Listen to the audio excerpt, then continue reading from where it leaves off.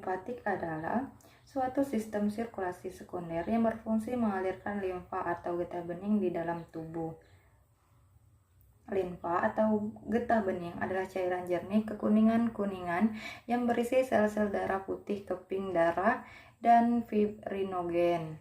Fungsi sistem limfatik yang pertama mengembalikan kelebihan cairan interstitial dan protein plasma dari jaringan ke dalam sirkulasi darah. Kedua, mengendalikan kualitas aliran cairan jaringan dengan cara menyaringnya melalui nodus-nodus limfa sebelum dikembalikan ke sistem sirkulasi. Yang ketiga, mengangkut limfosit dari kelenjar limfa ke sirkus darah. Yang keempat, membawa lemak yang sudah terbentuk emulsi dan vitamin yang larut dalam lipid dari usus ke sistem peredaran darah. Yang kelima, menyaring dan menghancurkan mikroorganisme untuk menghindarkan penyebab organisme itu dari tempat masuknya ke dalam jaringan, ke bagian lain tubuh. 6. Menghasilkan zat antibodi untuk melindungi tubuh terhadap infeksi. 7.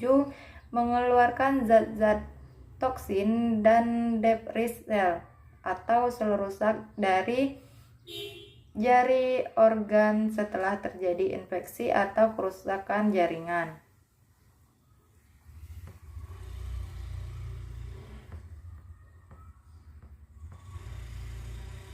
Kapiler limfatik. Kapiler limfatik adalah suatu saluran dengan ujung tertutup yang terletak pada ruang antar sel. Kapiler limfatik memiliki struktur unik yang menyebabkan cairan interstitial dapat masuk ke dalam pembuluh tersebut namun tidak dapat keluar. Lakteal adalah kapiler limfatik yang mengalami vasilasi dan terdapat pada usus halus. Lakteal berperan penting membawa lemak beserta cairan limfa menuju pembuluh limfatik dan pada akhirnya masuk ke dalam darah. Cairan limfa yang mengandung lemak disebut kil. Pembuluh limfatik. Melalui pembuluh limfatik, cairan limfa akan mengalir menuju yaitu pembuluh limfa kiri dan pembuluh limfa kanan. Organ limfatik primer ada dua. Yang pertama, sumsum tulang merah, terdapat di dalam tulang pipi dan epifis tulang pipa pada organ dewasa. Sumsum tulang merah merupakan tempat pembentukan limfosit. Yang kedua, kelenjar timus, terdiri dari dua lobus dan terletak di bagian atas tulang dada. Tiap lobus terdiri atas bagian korteks dan medula. Korteks tersusun atas sel-sel limfosit dan sel-sel epitel. Medula tersusun atas sel-sel epitel. Kelenjar timus memproduksi hormon yang berperan dalam pematangan sel limfosit T. Organ dan jaringan limfatik sekunder. 1. Nodus limfa adalah organ terbentuk seperti kacang yang terletak di sepanjang pembuluh limfa dan berjumlah sekitar 600 organ. Nodus limfa mengandung sel limfosit B dan sel limfosit T. Nodus limfa juga berfungsi menyaring cairan limfa yang mengalir dalam pembuluh limfatik saat cairan limfa melewati nodus limfa. Nodus limfa juga berperan sebagai penting tempat aktivitas limfosit T dan B. Yang kedua, limfa merupakan jaringan limfatik terbesar di dalam tubuh, terbentuk oval dengan panjang sekitar 12 cm. Limfa terdiri dari bagian pulpa putih dan pulpa merah. Pulpa putih mengandung limfosit dan makrofag. Pulpa merah mengandung pembuluh darah. 3. Nodulus limfaticus merupakan sekumpulan jaringan limfatik yang tersebar di sepanjang jaringan ikat yang terdapat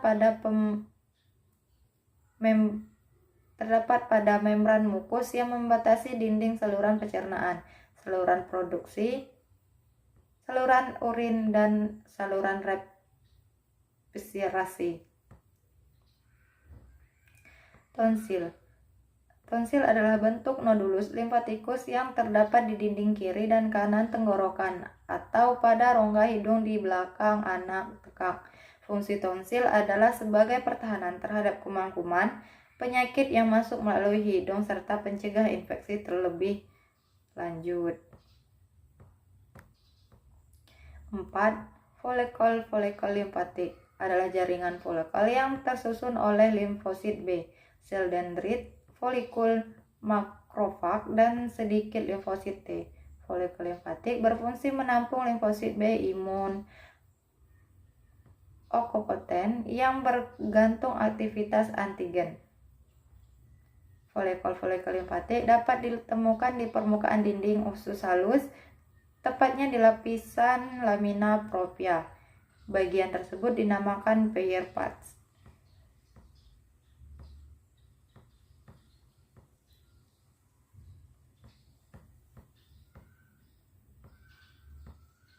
Selanjutnya, penyakit dan kelainan. Yang pertama, limfoma. Terdapat benjolan. Selanjutnya, penyakit dan kelainan. 1. Limfoma. 2. Limfoma Hodgkin. Yang ketiga, limfedema. Yang keempat, limfadenopati. Yang kelima, limfadenitis. Yang keenam, limfanginitis. Selanjutnya, sistem imun. Sistem imun atau sistem kekebalan adalah sel-sel dan banyak struktur biologis lainnya yang bertanggung jawab atas imunitas, yaitu pertahanan pada organisme untuk melindungi tubuh dari pengaruh biologis luar dengan mengenal dan membunuh patogen. Komponen sistem imun bawaan, respon tidak spesifik, paparan menyebabkan respon maksimal segera, komponen imunitas diperantarai sel dan imunitas humoral. Tidak ada memori imunologis, ditemukan hampir pada semua bentuk kehidupan. Sistem imun adaptif, respon spesifik patogen dan antigen. Perlambat waktu antara paparan dan respon maksimal. Komponen imunitas diperantarai sel dan imunitas humoral. Paparan menyebabkan adanya memori imunologis hanya ditemukan pada vertebrata barahang. Sistem imun adaptif berfungsi pada vertebrata awal dan membuat adanya respon imun yang lebih kuat serta terbentuknya memori imunologi, yaitu tiap patogen diingat oleh pengenal antigen, bersifat spesifik terhadap antigen tertentu dan membutuhkan pengenalan antigen non-slave tertentu selama proses yang disebut presentasi antigen. Spesifisitas antigen memungkinkan produksi respon yang disesuaikan pada patogen tertentu yang terinfeksi patogen dan dipelihara di tubuh oleh sel memori.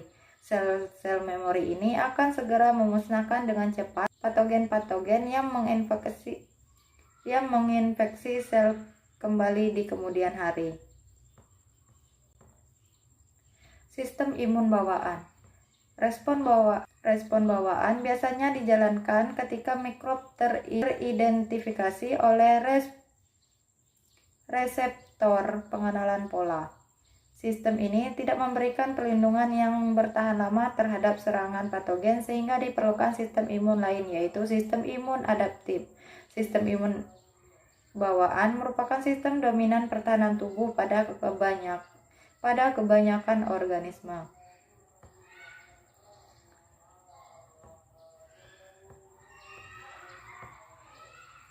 Penyakit gangguan imun.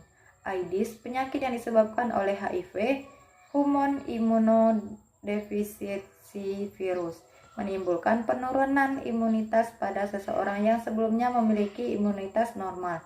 Ganasnya akan memudahkan segala bibit penyakit untuk menyerang tubuh. Lupus erythematosus sistemik, penyakit autoimun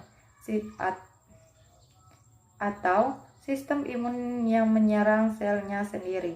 Manifestasi klinis sangat luas, meliputi keterlibatan kulit, mukosa, sendi, darah, jantung, paru-paru, ginjal, SPP, dan sistem imun. Baiklah, hanya itu yang dapat saya sampaikan. Bila ada kesalahan, saya mohon maaf. Wabillahi taufiq wal hidayah. Wassalamualaikum warahmatullahi wabarakatuh.